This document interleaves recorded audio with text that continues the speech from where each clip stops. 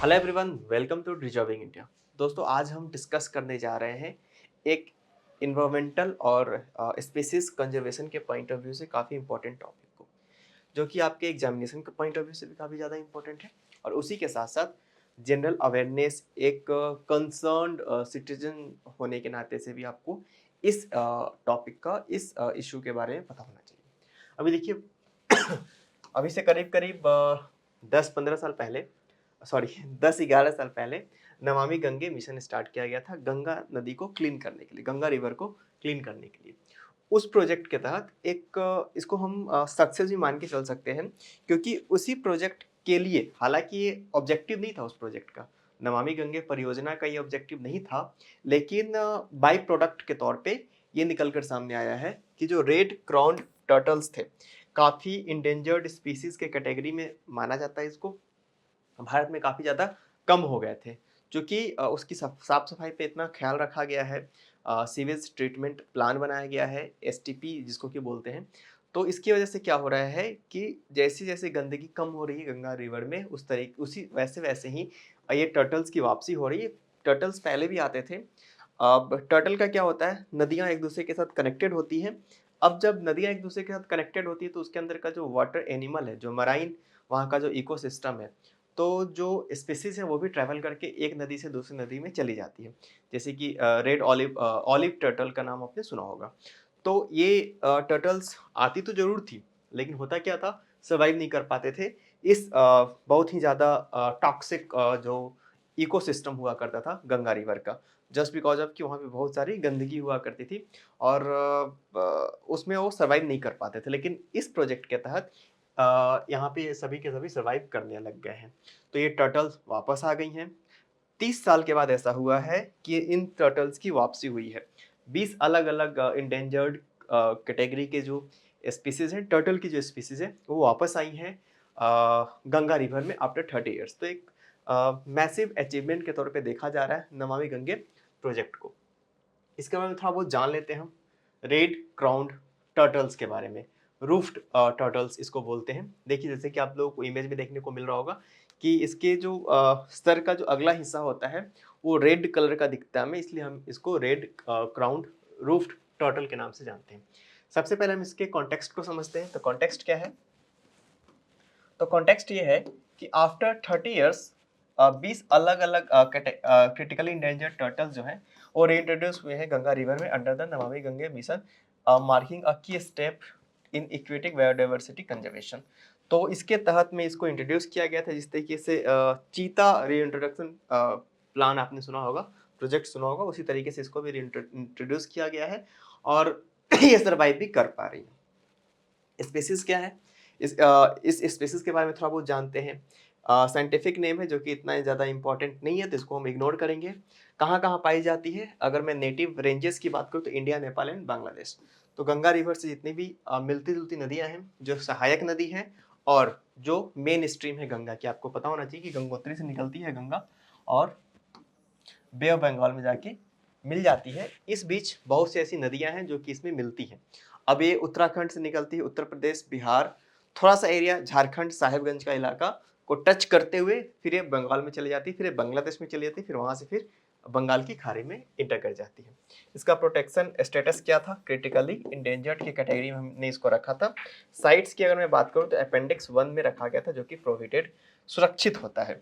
की फीचर्स क्या है इसके? ये 56 सेंटीमीटर लॉन्ग मतलब इसकी पूरी लंबाई होती है और इसका जो वजन होता है 25 किलो के आसपास होता है। अगर मैं हैबिटेट की बात करूँ तो ये डीप फास्ट फ्लोरिंग रिवर्स में रहना पसंद करती है। सैंडी बीचेज इसको बहुत ज़्यादा पसंद होते हैं और ये वहीं पे अपनी नेस्टिंग करती है, मतलब कि अपने प्रजनन की जो प्रोसेस है वहाँ पे कंप्लीट करता है। डाइट क्या है? स्ट्रिक्ट हार्बीवोरस है, मतलब कि शाकाहारी है ये, और feeding on aquatic plants and algae. तो एल्गी खाता है और एक्वेटिक प्लांट्स को ये खाता है। ब्रीडिंग सीजन क्या है इसका? अराउंड मार्च से अप्रैल। तो ये जो चल रहा था अभी, उसी वक्त इसका ब्रीडिंग सीजन होता है, तभी इसको रीइंट्रोड्यूस भी किया गया था। कंजर्वेशन माइलस्टोन है, रीइंट्रोडक्शन हुआ है 30 साल के बाद। 20 अलग अलग प्रकार के टर्टल्स को रिंट्रोड्यूस किया गया है गंगा रिवर के अंदर में नमामि गंगे मिशन के प्रोजेक्ट के तहत। सिग्निफिकेंस क्या है? मेजर सक्सेस होगा फॉर इक्वेटिक बायोडाइवर्सिटी के लिए और स्पेसीज रिकवरी के लिए। डिस्ट्रीब्यूशन क्या है इसको भी समझते हैं, कौन कौन से देश में ये देखने को मिलेंगे हमें, इंडिया, नेपाल और बांग्लादेश। कौन कौन से रिवर में रहेगा ये, गंगा और ब्रह्मपुत्र रिवर में। करेंट जो इसका स्ट्रॉन्ग होल्ड है कहाँ पे है, चंबल रिवर में हम लोगों को ये ज़्यादा नंबर में देखने को मिलता है। इसका प्रोटेक्शन स्टेटस क्या है, क्रिटिकली इंडेंजर्ड है ये, आप ध्यान रखेंगे। IUCN के अकॉर्डिंग ये क्रिटिकली इंडेंजर्ड कैटेगरी में रखा गया है इसको। अगर मैं बात करूँ इंडियन वाइल्ड लाइफ एक्ट के तहत इसको शेड्यूल 1 में रखा गया है, जो कि हाईएस्ट प्रोटेक्शन यहाँ पे इसको प्रोवाइड कराता है। साइट्स की बात करूँ तो अपेंडिक्स 1 में रखा गया है। इंटरनेशनल ट्रेड को बैन किया गया है, बेसिकली ट्रेड को ही रोकने के लिए साइट्स जो है उस पर कोशिश करता है कि किस तरीके से जो एनिमल्स हैं उनके ट्रेड को रोका जा सके, जिससे कि इसके जो बाई इफेक्ट होते हैं उसको कम किया जा सके। की फीचर्स क्या है इसके, फीमेल्स जो होती हैं 56 सेंटीमीटर की होती है और 25 किलो इनका वजन होता है। मेल्स जो होते हैं इसके मतलब हाफ ऑफ द साइज होते हैं। सेल रिज्ड होता है। Angled plastron in young for defence, खुद को प्रोटेक्ट करने के लिए जो नेचुरली जो इनका जो प्रोटेक्शन दिया होता है उसका ही इस्तेमाल करते हैं। स्नॉट कैसा होता है, आगे का जो पार्ट होता है छोटा होता है और पॉइंटेड होता है। हेल्प जो इनको मदद करता है पानी के गहराई में सांस लेने में। ब्रीडिंग जो कलर्स हैं, males shows red, yellow, blue and blue streaks. तो ब्रीडिंग के टाइम पे इनके जो कैरेक्टरिस्टिक्स हैं वो बताया गया है आप लोगों को। हैबिटेट और बिहेवियर क्या है, deep fast flowing rivers with sandy banks के पास ये रहना पसंद करते हैं। डाइट क्या है, जैसे कि मैंने पहले ही आपको बताया कि हार्बीवोरस होते हैं और एक्वेटिक प्लांट्स को खाते हैं, और एल्गी जो कि मतलब मरीन इकोसिस्टम का सबसे इम्पोर्टेंट फैक्टर है। ब्रीडिंग सीजन क्या है, मार्च से अप्रैल के बीच, जो कि पहले ही मैंने आपको एक्सप्लेन किया। एग्स एक बार में 11 से 30 अंडे देते हैं और लगभग इनका जो हैचिंग पीरियड होता है 60 से 70 दिनों का होता है। थ्रेट क्या है इसका, मतलब इसको कहाँ से इसको नुकसान पहुंच सकता है, तो हैबिटेट लॉस हो रहा है, pollution, dams, excessive water use, क्योंकि ये शैलो वाटर में नहीं रहता है, बिल्कुल ही डीप वाटर में रहता है, इसलिए इसको पानी ज़्यादा चाहिए होता है रहने के लिए, एटलीस्ट सर्वाइवल के लिए। नेस्टिंग डिस्ट्रप्शन हो रहा है सैंड माइनिंग की वजह से, क्योंकि मैंने आपको बताया कि सैंड पे रहना इसको पसंद है। रिवर साइड फार्मिंग ने भी इंपॉर्टेंट रोल प्ले किया है इसके हैबिटेट को लॉस करने में। पोचिंग एक जो शिकार होता है इलीगल, हालांकि इसका किसी भी तरह के जानवर का जो शिकार है वो इलीगल है, जो कि सरकार ने मना कर रखा है।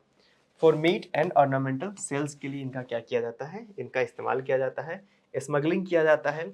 तो ये भी एक इनके जो डिस्टिंक्शन है इसमें एक इम्पॉर्टेंट रोल प्ले करता है। तो इस पूरे लेक्चर में हम लोगों ने समझा क्रॉन्ड टर्टल के बारे में, रेड क्रॉन्ड टर्टल के बारे में। आज के लेक्चर में फिलहाल इतना ही, हम मिलेंगे किसी और लेक्चर में। Thank you very much.